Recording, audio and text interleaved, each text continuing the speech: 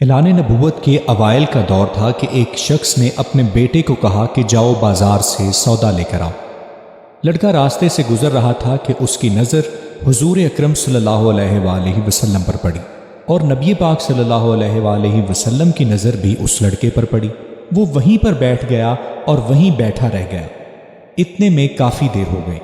اس کا باپ کافی پریشان ہو گیا، کبھی اندر جاتا کبھی باہر آتا اور کہتا کہ لڑکا کہاں رہ گیا ہے؟ سورج غروب ہونے کو ہے لیکن وہ ابھی تک آیا نہیں۔ اس لڑکے کا باپ غصے میں بولا کہ تم بڑے نادان اور پاگل ہو، میں نے تمہیں کہا بھی تھا کہ جلدی آنا، تم نے اتنی دیر کیوں کر کی؟ اور میں نے تمہیں سودا لینے بھیجا تھا اور تم خالی ہاتھ آ گئے ہو۔ سودا کہاں پر ہے؟ بیٹا بولا سودا تو میں خرید چکا ہوں۔ باپ نے اس پر کہا کیا تم پاگل ہو گئے ہو؟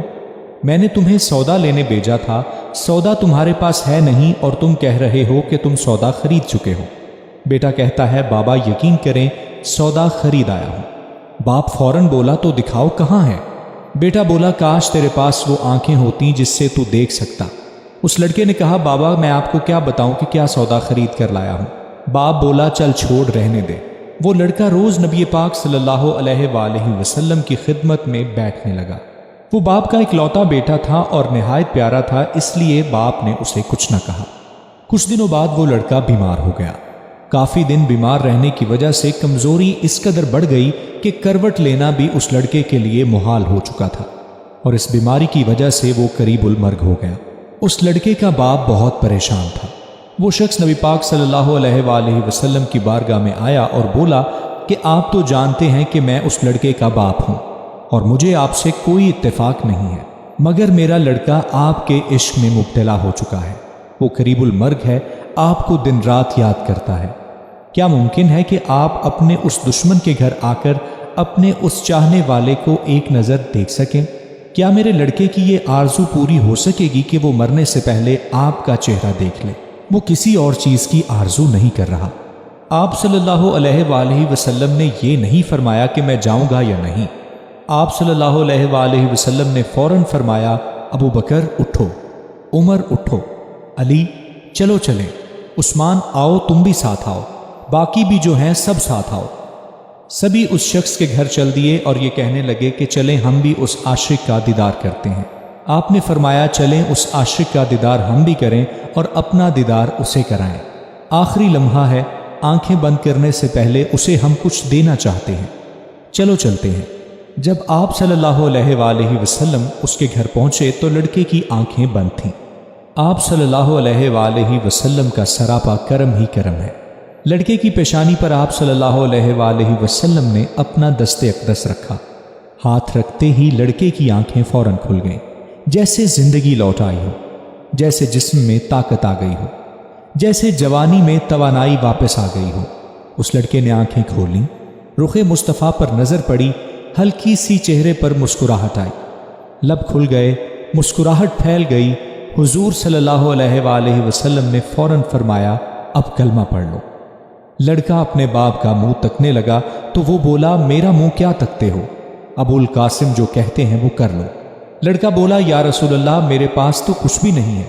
آپ صلی اللہ علیہ وآلہ وسلم نے فرمایا بس تم کلمہ پڑھو، میں جانوں اور جنت جانے، تم میرے ہو، جاؤ جنت بھی میری ہے۔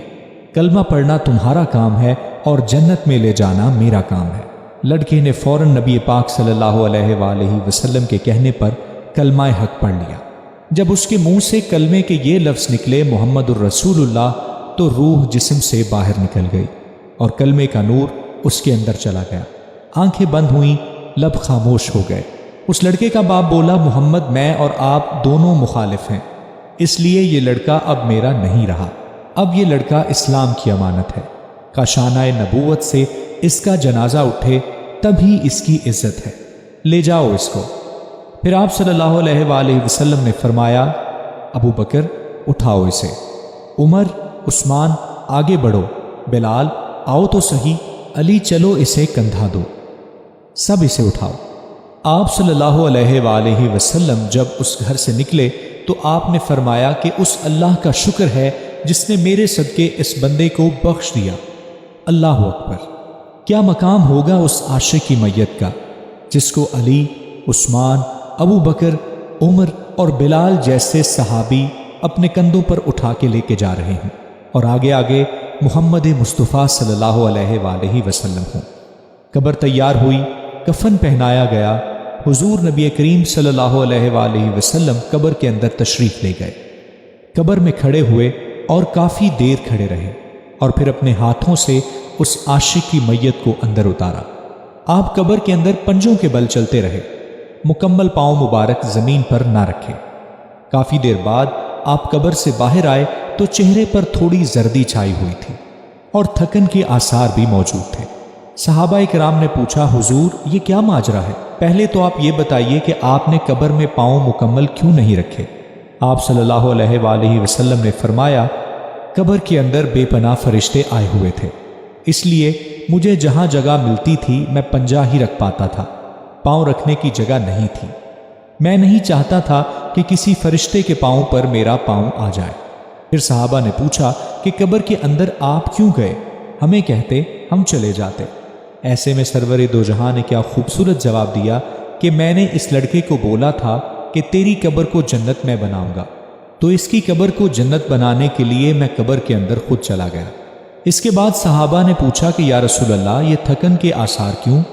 آپ صلی اللہ علیہ وآلہ وسلم نے فرمایا کہ قبر میں فرشتے اور حوریں اس عاشق کا دیدار کرنے کے لیے آ رہے تھے اور وہ میرے وجود کے ساتھ لگ لگ کر جا رہے تھے، جس کی وجہ سے میرے جسم پہ تھکان کے آثار موجود ہیں۔